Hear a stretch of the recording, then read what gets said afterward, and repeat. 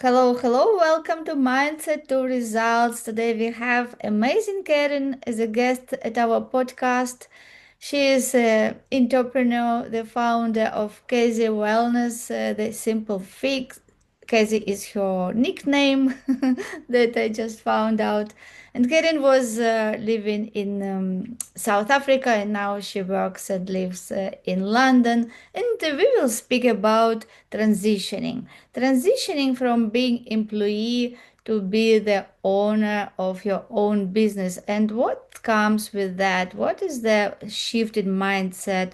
What is the shift in time management and different other areas which people have to know? And Karen will share her experience, how she transitioned from being employee and now she is a successful founder of her company. Hi, Karen. Hi, Alina. Thank you so much for having me on here today.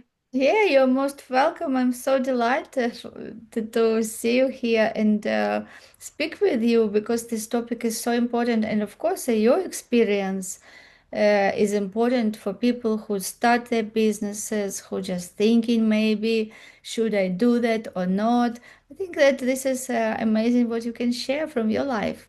Tell us a little bit about yourself. So I grew up in South Africa, and I actually grew up being quite a keen dancer. So I did a lot of ballet, and I really wanted to be in the performing industry. So I was very active from a young age, and I actually ended up having to have hip surgery quite young. And with what we know now about the injury that I had, is surgery probably wasn't the right answer. Um, and these days they don't really operate for it anymore. So I had the surgeries when I was 13 and they were unsuccessful, which then meant for the next few years I struggled with a lot of chronic pain. And although I went back to dancing and I went back to being active, I I was constantly seeing different therapists and trying different things, and I had loads of repeat injuries. And this all kind of came to an end when I was about 19 and I met a wonderful practitioner who got me doing Pilates. It was such a simple solution. Pilates has been around for ages and it really did transform my life. By fixing my alignment, I all of a sudden was in little to no pain, and I was just able to get on with my life. And that really struck my interest into movement, into the body, into helping people who feel like there just isn't really a solution. So that was still in South Africa. I did my first qualification as a Pilates instructor in South Africa. And then when I moved over to the UK 6.5 years ago now, I got into a full-time position as a Pilates instructor with a gym group in London. So coming from South Africa, I had no idea that that could be a full-time job. You know, in South Africa, something like a trainer, someone in the service industry, you didn't really have security. You were self-employed.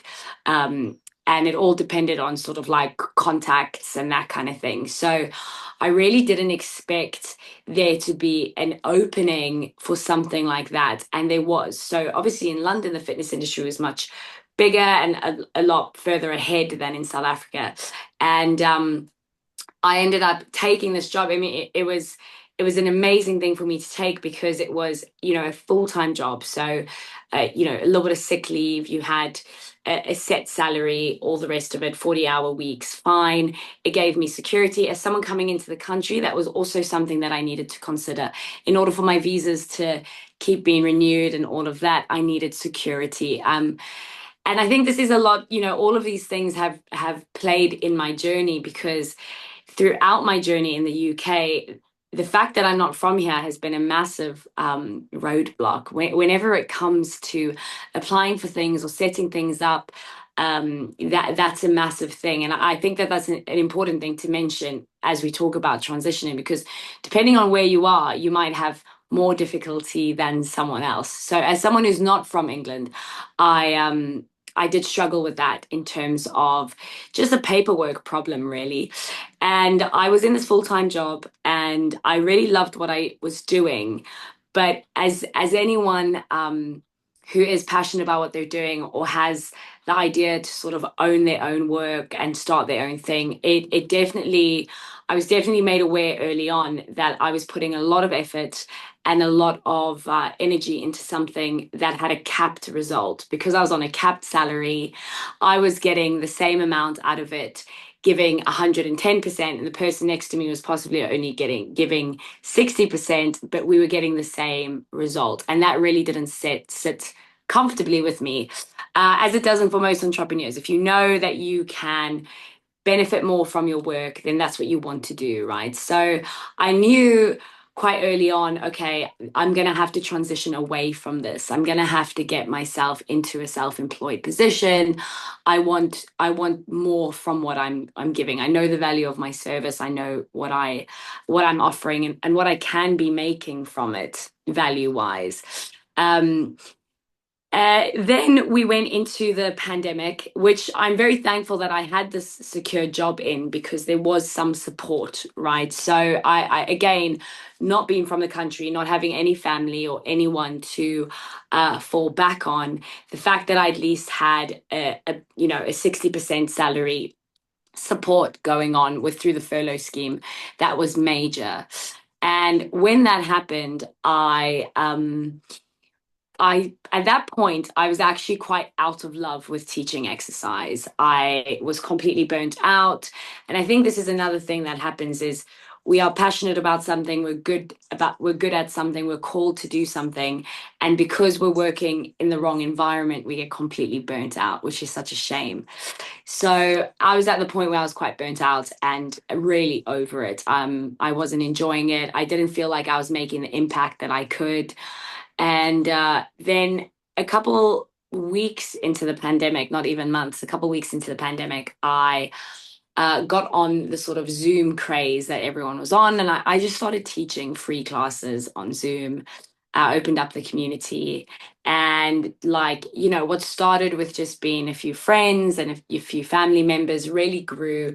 Nothing major. I mean, I feel like all the time when we're talking to founders and startups, they're always sharing their journey at the stage where they're already totally blown up, and I'm definitely not there. I'm still very much in the building phases. So when I say that these classes got popular, I mean that I would have, between 15 to 30 people every day in a class, which was great because, 70% of these people had no relation to me. They didn't know me. They'd seen it on a Facebook group, or they told their friends, or word of mouth. And that was quite great. And what it showed me is, number one, it reminded me I'm good at what I do. I'm a natural at it. I'm so empathetic and wanting to connect with people, and I'm really called to do this. And during that time, I also had a few people reach out to me and asked me for some one-to-one training. Now, it's worth mentioning that during this period, I was continuously upskilling myself. So I'd gone from just being a mat work instructor to being a reform instructor, a level 3 PT, a sports masseuse. I continued to educate myself. I knew I wanted to work with people in the health space. And the way I saw it is the wider range of offering that I had, something would work. So I just continued to upskill the whole time. I used the time of having the secure employment to continue to get my qualifications. And then when I started seeing one or two people in a one-to-one space, and that grew literally just through word of mouth. So I mean, a lot of my business, I really have to thank to my very first set of clients. It was a woman who knew me through my classes in London, and she had fallen pregnant with her second baby and wanted to train during the pregnancy. It was the summer of COVID, so we could meet outdoors. I started training her. I then started training her husband. I then started training their neighbors. The husband happened to be one of four kids. So I started training his sister, his brother, their parents. And that is literally how it grew. So before you knew it, one client had turned into 10, which was incredible at that stage. And when it came time for me to possibly return to that 40-hour secure contract, I was in a position to basically say, no, I'm not coming back. I'm going to roll the dice on myself. And I remember the process. I had a manager who basically said to me, "You're an idiot. Like, this is the most insecure time to go out on your own. And, you're not going to find a job. You're a foreigner in the country. Like, what are you doing?" And I truly believe he meant it out of like the utmost care for me. I know that, but he was quite daunting. And then I had another manager who said to me, "Kerryn, if anyone can do it, you can. Just go." And I mean, I could have listened to either one of them, and I think both of them were right. I think it was a crazy time to go out on your own. But then at the same time, I really was past the point of no return. I think the moment you get a taste for what your skill set can be valued at and what that reward can be, and yes, the reward mostly is financial, of course, but also it's quality of your work. It's the work feel, it's the sort of like work satisfaction that you get as well. That is so important. I mean, anyone in the service industry, yes, there is big money to be made, but a lot of it is about the actual work that you do. And if you can really feel good about what you're doing, I'm really lucky in what I do is most of the time I am the best part of people's day. I'm the hour they're looking forward to the most. And for the people who are struggling more, who are really coming out of chronic pain, who are coming out of injuries, I'm right there when they do something for the first time with no pain.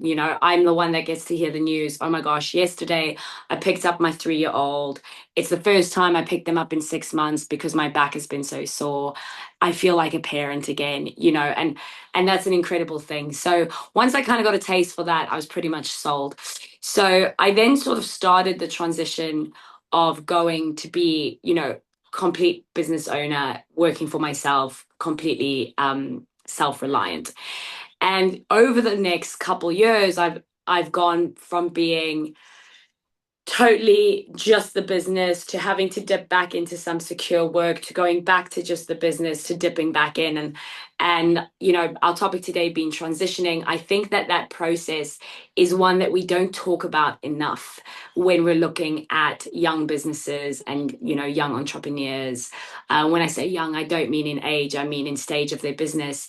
We tend to see a lot of I started here and now I'm all the way up here and it's fantastic.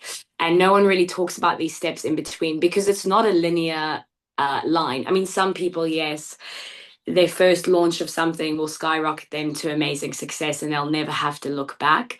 But I think a lot more realistically, understanding the balance of where can I spend my time, what needs priority. Okay, while this is in a building phase, do I need to be doing something else at the same time to keep supporting it? A lot of those conversations I feel like are not had enough. So I'm really excited to chat a little bit more about it today. Yes, so thank you so much. It was so much wisdom really in what you just said, and I even made some notes for myself. So what just resonated with me, that you said that moment when you understand that your skills can be valued. Yes, that you can get paid, that people appreciate for what you do. This is that transitioning moment, yes, in mindset from being employee and just doing things for other people and what they say, like just doing job, and being on the other side, being your own boss. Yes, being in that creative mode when you can just do something new, do something that is aligned with who you are. And that first payment, yes, this first appreciation which you receive, like as money is the exchange of the energy, this gives you so much joy that then you discover, yes, I can make money myself. My skills can be valued. I can live without being an employee anymore. And this is such a great discovery, yes, because I think that all this system which we live in education, it in school, they just help children to create this mindset that they have to study well to be good employees. Yes, because Yeah. Is how they go to school, because later they see, okay, what college or university I go, who I want to become, where I want to work, what job I want to find. Even in universities, you start in university and they say immediately like, okay, we will help you to find a job. Yes, so and this is, I think, a really great discovery when you understand that you are the value, that you don't need to look for a job anymore, that you are the value. You can give that value to people and be compensated, yes, to give them your best and see their results and be compensated for that. And this is such a great discovery, yes, and also it gives such a freedom, like, wow, now I can become who I really can be, and now I can spend my time for something that I really love to do. Yes, it's Yeah. so beautiful. Yeah, it's definitely, I think, as we know, the education system, I mean, it is slowly changing. And not even slowly, it's actually quite rapidly changing. But yeah, it's definitely, I think when you find yourself in a position where your work is, you don't really understand the value of your work because all you know is I need to do XYZ for someone else to control what I'm making, when I'm working, what I'm doing. And that's kind of what we're taught from the get-go. Like that's the only option. I think I was quite lucky growing up because my parents both had what probably on paper looks like unstable employment, but wasn't at all. But neither, when I say that, what I mean is neither one of them worked for like big companies or in the corporate sector, busy climbing a ladder. So my mom is a quite fully highly qualified pharmacist, and I know that she worked solidly for a chemist before we were born, but once she had us, she was very lucky that she could work for my father's um, parents. They owned a farm. We grew up on the farm, and my mom helped with that. And so she was home. And then when we got a little bit older, she went back into the working world, but she went back as what we call a locum, which is basically a self-employed pharmacist who does, either emergency shifts, or you could have a few shifts, but your rate is different because, now you're self-employed, you're not full-time employed. So that was a great thing to see because it also helped us with a really healthy attitude towards work, because she was going, well, you know, if I work 5 hours on a Sunday, it's so fruitful. Whereas most people would be like, oh, I don't want to work on a Sunday. But if it's only 5 hours you need to do the whole week, then it's actually a massive value add. And also the attitude difference you have about the work when you've opted to do it is so different, right? So if you are someone who's going to have to work, for the bulk of their life, which unfortunately for most of us, that is just how this capitalist society will work. Being in control of the hour and the skill set and the value that you feel doing the work makes that energy exchange just so much more positive. And I mean, I then witnessed my parents on the farm that we grew up on. They then ran loads of different things there that brought in income, and a lot of it was hourly activity based work. So we used to do horse rides, game viewing horse rides and that kind of thing. And it was, the actual ride itself was an hour and a half, and it was about an hour of prep and about half an hour after.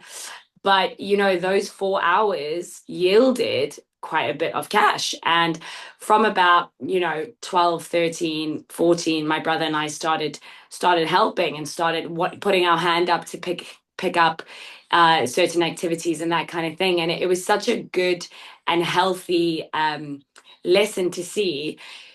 You don't have to commit to going, I'm going into this institution from 9 until 5, Monday to Friday, and that's what it is. There are so many different ways that you can hit the financial targets that you need to hit. And it doesn't need to be on someone else's structure. It doesn't need to be on someone else's decision. You can take control of that. And I think I recently really have come to appreciate that, that I had those examples. And I mean, because they were those kind of people themselves, they were very, very almost non-traditional with us.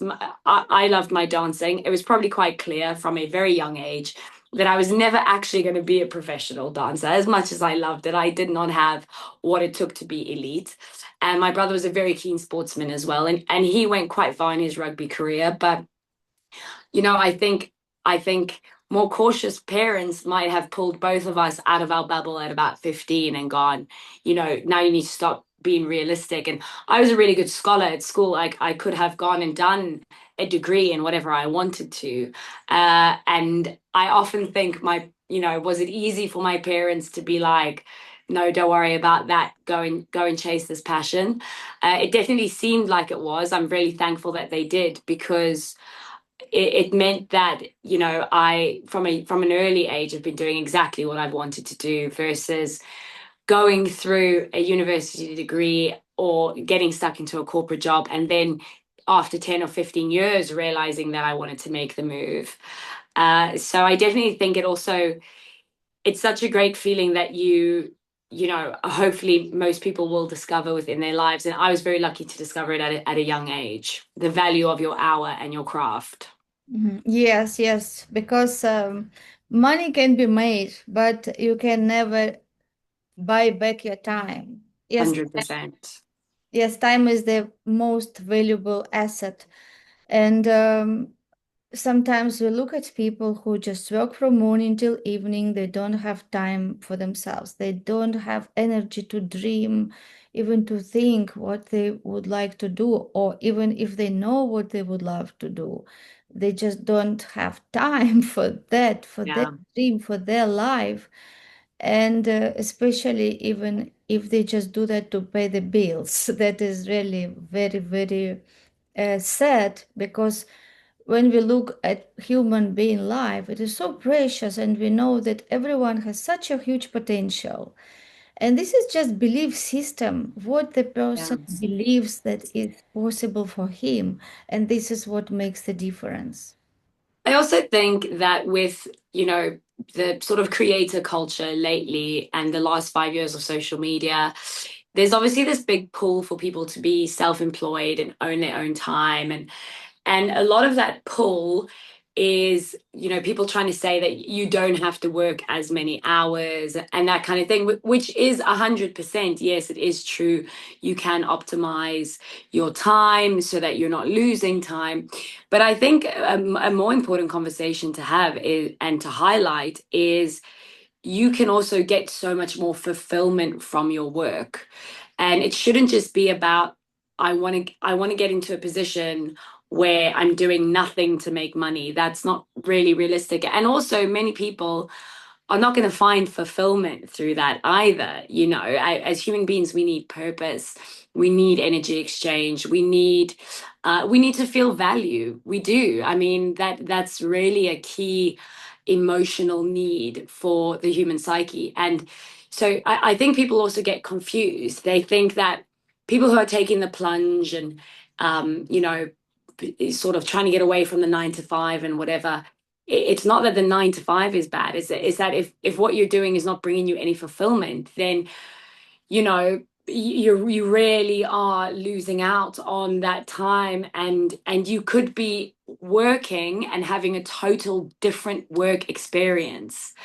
And I think that's where always having a bit of a sort of pros and cons list.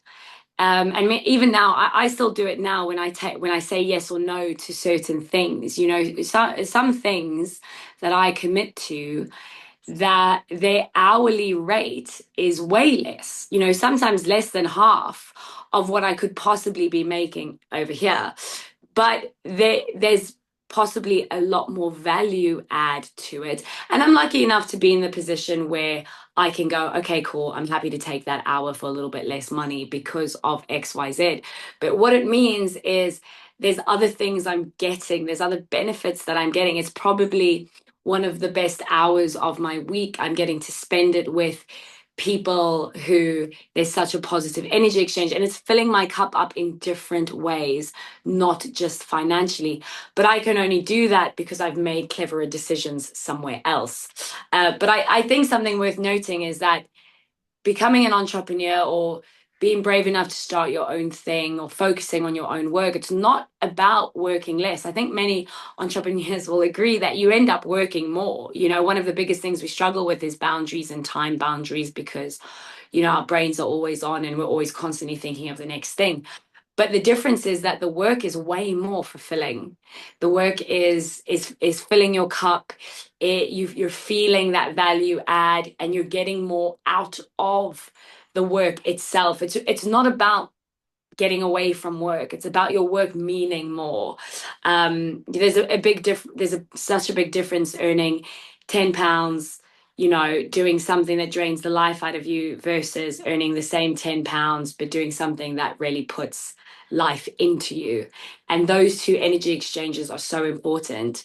And I think especially for creatives and especially for people in the service industry, once you lose that fulfillment, it actually turns into resentment. And that is a really dangerous space, because as we know, when you're resentful, when you're stressed, when you're tired, nothing good comes of that. No creativity comes from it. No dreaming, as you said earlier, comes from it. You know, you're going to lose sight of any possibility, any future things you might have had, any goals, any aspirations. And that's definitely not worth it. Nothing is worth it. No amount of money is worth that. Yes, Kerryn, I just love what you say. It is so aligned with my thoughts and beliefs that it is not about money. It is not about money. We know so many people who are very wealthy and they not happy. So many people commit suicide, yes, because they don't find fulfillment.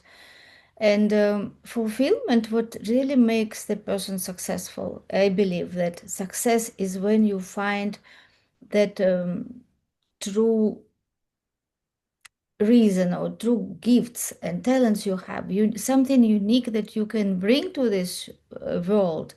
And when you do what you love to do, that you give the value, you see the change.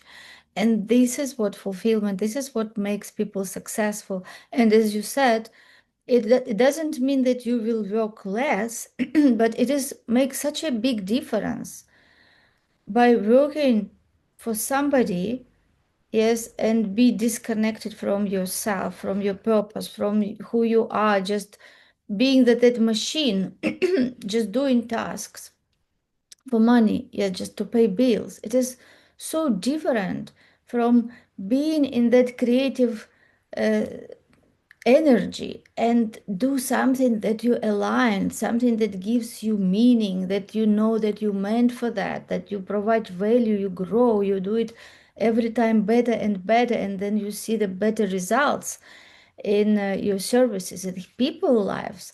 And this is what makes such a huge difference. Like for me, I don't see that any distance between hobby and what I do. Like when you do what you love to do, all your life becomes your hobby. It is not that you have just to do something for like a job and keep your hobby for time when you are retired or whenever you find time. And you know, when you're working for somebody, you don't have time. If you have also family, if you have other responsibilities, it means that you just say no to yourself.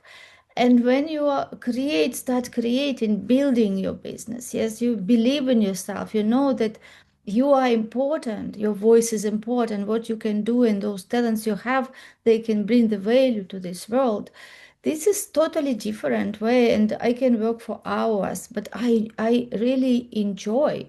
Like even this interview, it is not a job for me. It is I enjoy every second. I just like want to observe like everything you say, and it gives me so much joy because I see that there is, as you, so many amazing people who have those standards, who have those values, yes, and who understand that fulfillment in life is so important, and we both and other because people help people to understand, to wake up. Yes, waking up again. Yes, and or to be born again. Yes, by other words, to be born again, to give your own definitions to things, not definitions which we were heard from somebody and just inherited. Yes, and just thought that this is what it is. But when we discover more that there is more in this life, and this is like being born again and starting living on your terms.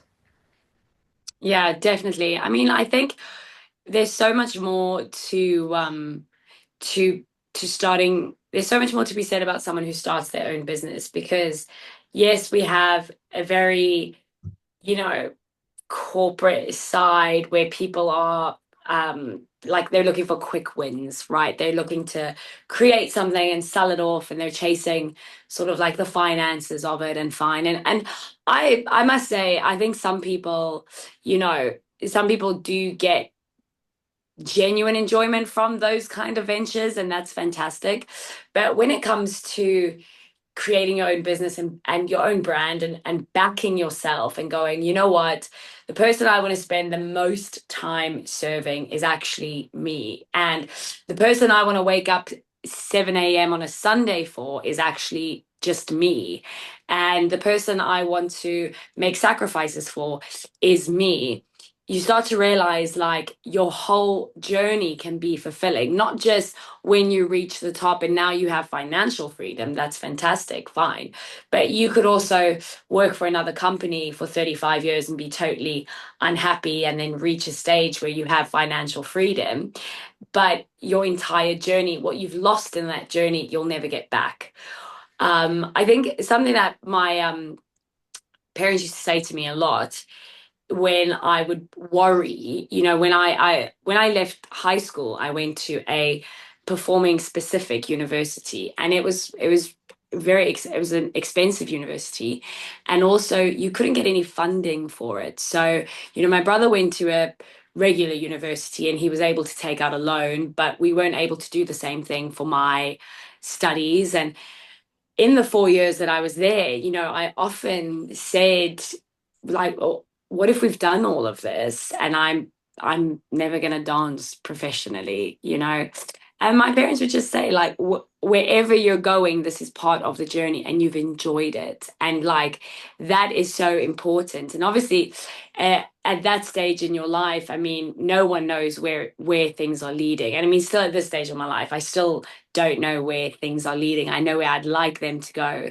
But what I do know is that the journey so far has brought me fulfillment and interest and growth in areas that I never expected it to. I mean, when I started, my original business was called KZA, and that launched in mid 2020. And then in 2023, I launched KZA Wellness and put everything under the umbrella of KZA Wellness. And I remember in the design phase of our branding and our logos and stuff, I worked with a great designer who kept saying, remember though, like this could go places. Like we want to create a brand that is fluid and expandable, because you don't just want to be Kerryn the Pilates instructor. Like that's not who you are. You're not launching a Pilates app. You're not that is not where it's at. This is so many more things. And I mean, it's always intended to be a platform that spans from pain management to physical maintenance to helping people go from being pain free but now wanting to get into a sport and get better at it. There's so many things just in that realm. But since starting the business and really committing to it and committing to the role of founder and working with, you know, having full-time employees and then having to let, you know, change that relationship and have contractors, and allowing myself to really deep dive into it as committed as any other massive company would be, even though I was just this small little entity. It meant that I had to learn how to manage people. I had to learn how to write contracts. I had to learn how to do quarterly reviews. I had to learn how to, create my investment pitches. I needed to know what to look for in consultants. And, I had to have the bad experiences where I spent loads of money on things I shouldn't have spent money on and whatever. But all of that, when I look at it now, and I'm only 4 years into the bigger things, 2.5 years into KZA Wellness, I've had so much growth and fulfillment in so many different areas. And none of that would have happened if I just remained teaching Pilates for another company. None of that growth would have happened. None of the most interesting conversations that I've had with the most interesting people, none of the self growth, none of the self development. I wouldn't feel so well rounded already with so much more to go, because there would have just been another limiting factor. You can only go so far when you've got those limits, when you're in an institution that you didn't create, when you're working on a structure that you didn't create, that doesn't serve you. You are just limited, and you're limited in ways you don't even realize. There's so much more and so much more potential, and from starting my business, which is, you know which is all around physical exercise and the body, there have been so many other avenues open up to me that I'm like, oh my God, I would love to do this. Oh my goodness, I would love to work with teachers. I would love to work with this. And all of a sudden, one idea has turned into 10. And I still have no idea which one will be the one, the one that whatever fills up my bank account forever. But what I do know is my life is so full at the moment, so much more so than it would have ever been without the business. Yes, yes, exactly, exactly. I really resonate so much with what you say. And yeah, so amazing to hear this from you. And of course, I'm sure that people who are listening to this podcast, they will learn so much and will gain so much lessons. And also what you said about the quality of what you do, yes, quality of your work. Instead of focusing on money, if we focus on quality, yes, if we really focus on the value, the money will come as compensation according to the law of compensation. Yes, so Definitely. yes, it should be the right focus, because if you really become value, yes, instead of looking for the value outside, we become value ourselves. And when we give that value people, and that is our focus, to give people something precious, yes, something that really will help them, really will improve their lives, this is what will, as the law of compensation, the universe will also support us. We will have that exchange of energy in money value. But the focus should be very important. Yes, the right focus, not on money, but on value. And Yeah. in this case, you will never worry about money ever, yes, because you do the right work and people will be happy to pay you for your work, because it is so difficult to replace you. Yes, when you become that professional that really with those motives, right motives, to bring the value, to help people, you come with love, care, people would love to pay you whatever, because they want that. Yes, and it is not easy to find that. Right, people Yeah. are looking for this, for really authentic people, people who can really bring them value. Yes, and Yeah. this is what makes everyone outstanding. Yes, like be different. And this is what creates also relations with people. So people connect, and then they can refer to, as in your situation, yes, they refer to their friends, family, because, and this is exactly what should be. And I want to acknowledge you for what you achieved. As you said, you started with just a hobby, a free group, and then everything developed so organically. So this is also such a great example, that if we believe that what we do have value, and we just do first step, do second step, and we don't know even how it will unfold in the future, but we focus on what we can do today, and we do that. Yes, Yeah. is consistency, persistency, and belief, and having that picture, what you're creating, yes, and be consistent in that picture and being more in the future, yes, like you do today what it is, but you are in the future. That what makes a big difference. Yeah. I also think one of the most important things with when you're on the journey is to just keep educating yourself and upskilling yourself. So as you were talking about, being in the moment and thinking about the future and that kind of thing. I think sometimes when you look from the outside and you look at like people starting their own businesses or whatever, it looks like an end point. It looks like, okay, well, if you're good enough to go self-employed, then that's it. But in order to keep cultivating business and good energy and everything, you need to be moving forward in what you do, and that becomes so easy when you love what you do. So it really is this like positive spiral, because you're not going to be motivated to upskill yourself in something that doesn't light you up, that doesn't set you on fire. You're not going to be motivated to do better.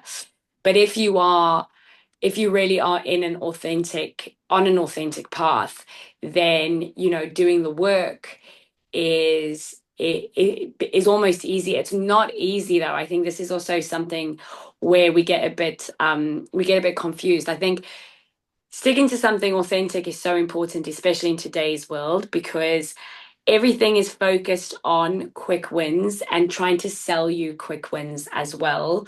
We're constantly trying to say, these three tools get you here. You just need these things. Just do this. And what you can do is you can then really compromise yourself and compromise your values. And we will always choose authenticity over everything. So in whatever you're doing, 100% sticking to your authenticity is super important, because the trends will flare and they will fall, but you will always remain. And sometimes your authentic self will be trending and sometimes it won't, but it's important to just stick to it. And if you're doing that, then what you can do is really get your head down. You can really upskill yourself in whatever you're doing, really add to your basket. I had we're not actually friends anymore. I had a friend once who was really struggling to find her feet in terms of work. And we were very close, and she was also creative, and she really wanted to do this specific thing, but was really struggling. She was in a time of her life where she actually just needed to make money, and she had very strict boundaries with herself. There was a lot of work she refused to do, and at the time, I was in a space where I was hustling a lot. I was doing a lot of different things, but I would say out of the six things I was doing to earn money, four of them were super aligned, were generally aligned with what I was trying to do. And two of them were specifically exactly what I needed to do. But those two things weren't making all of the money yet. So in order for me to keep those two things, I needed to have the six things all going. And I remember she said to me once, well, you're just lucky to have this wide skill set. So, you have a wide offering, so you can just always be making money. And I was like, I have a wide skill set because I've upskilled myself in a wide variety of things. Like, I didn't come out of the womb being able to do and offer these 10 different services. Like, I've got myself into these positions with these connections, with these things, by saying yes to things that I was a little bit less experienced in, by saying, you know what, this skill is kind of transferable to this, and there's a great market opening right now, and it includes these three things that are similar to my business. So let me go, let me see what I can learn. And let me back myself in carrying it forward, and there's certain things that bring me less joy than others, but they're still aligned. I'm still learning. There's many different ways I can look at it. And I think sometimes when you're trying to create your own thing, you can get very tunnel visioned. You can go, well, if it's not 100% this, then I don't want to do it. And I think that's a very silly way to be in the beginning. I think, especially when you're in the transitional phase of letting go of secure income to make your own income, there is a realistic thing you need to consider. You need to pay the bills. You need to be able to look after yourself. You need to be able to keep yourself healthy. Otherwise, you're never going to get there. So when you're in that transition, keeping a very open mind and going, well, you know, my goal is to work with injured people coming out of surgery. But if along the way I have a few lifestyle clients who are just trying to keep fit, yes, it's not the specific goal. However, I'm still working with people. I'm still developing a skill. I'm still gaining a client base. It's great. Those two things, they're very different. Um, but I can look at them with an open mind and go, okay, cool. Let's bring both on board. Let's use this as an opportunity. And I think that's where some people do go a bit astray is they think, well, this is the one thing that I want to do. So this is all I'm going to focus on. And I would really recommend that within that one thing that you do, there are so many other skills that can be quick wins for you along the way. And you also have no idea what doors that'll open. I mean, I've made some of my best contacts doing a dance party for kids. Teaching kids dance is something I really don't want to do, but it is something I can do, and it is something I'm qualified at doing, and it is something I can be good at. And at the end of the day, kids all have parents, and parents are all connected, and you have no idea the conversation that you could have.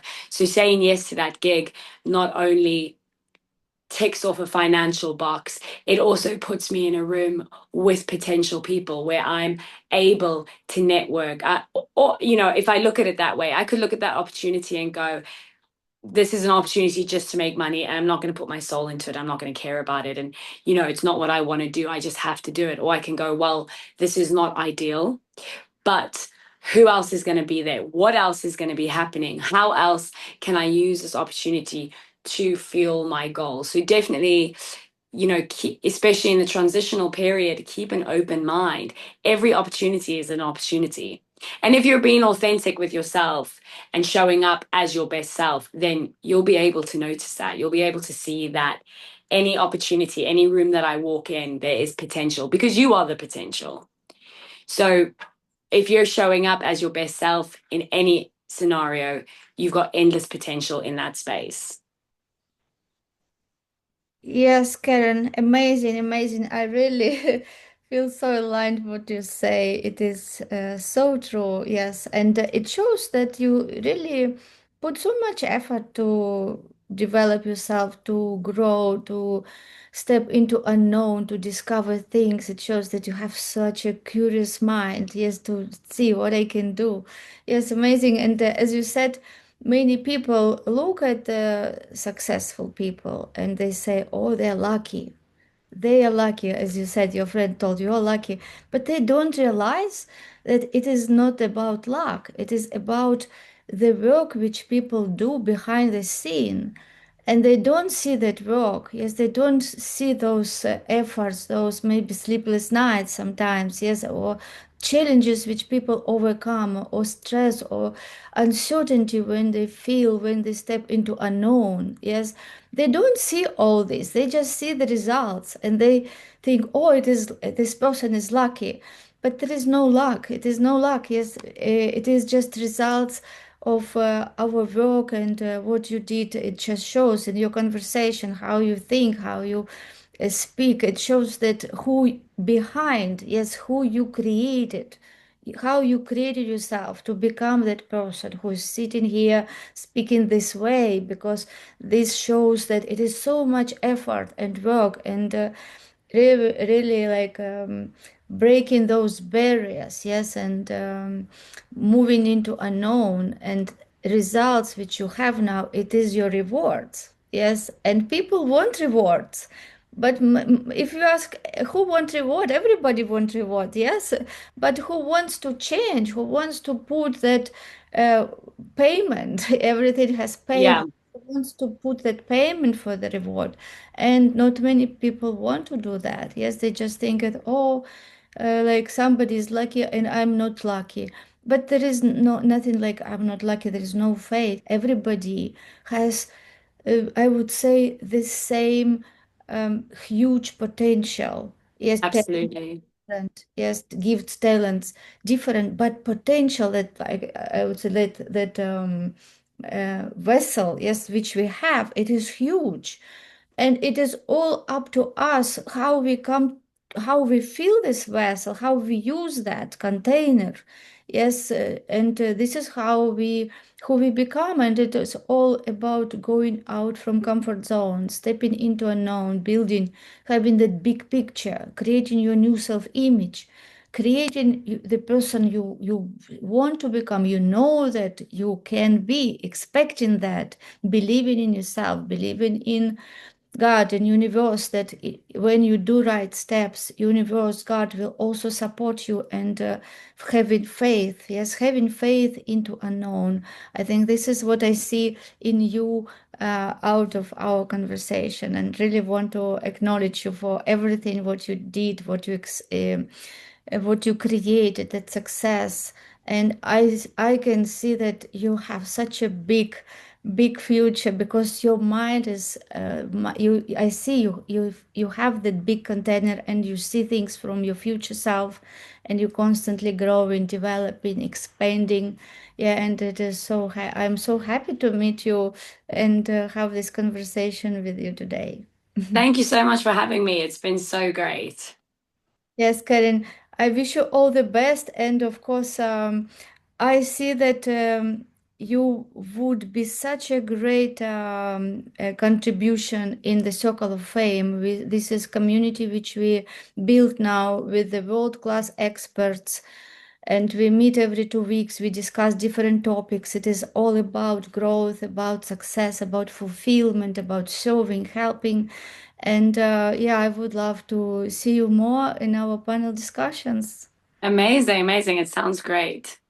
Yes, and also we had just recently first our public speaking event in the Circle of Fame just this weekend in Portsmouth. It was fantastic, and next one will be in November. So I really would love to see you as a speaker, because you can give so much to the audience, and I'm sure that there will be so many good opportunities.